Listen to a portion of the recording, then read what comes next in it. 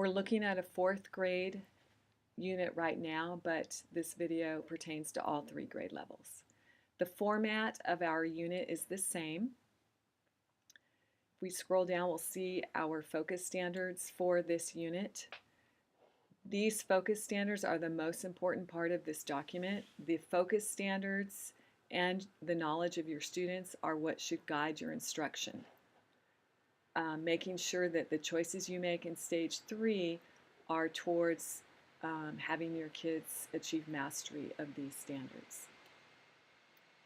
We still have unpacked standards in this document, but there's a link there that we've compressed that box, but you are still able to access those unpacked standards through the link.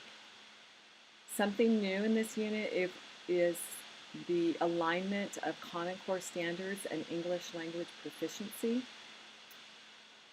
This table has 3 parts. It has the Common Core standard right here. In the middle, this is the English language proficiency standard for levels 1 through 5.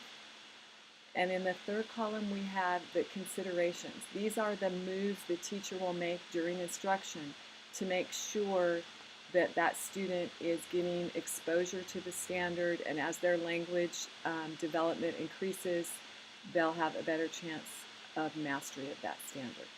This should be helpful when you're trying to decide what you're going to do with your ELL kids during instruction.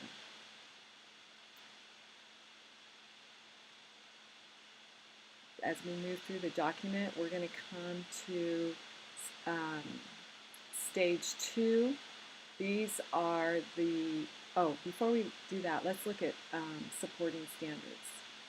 Your supporting standards are very important. They are not to be ignored. They are just as important as your focus standards. The difference is they are not being assessed in the task, but they should be addressed in your Stage 3 instructional activities, and the activities and lessons you plan for your students should take the supporting standards into consideration.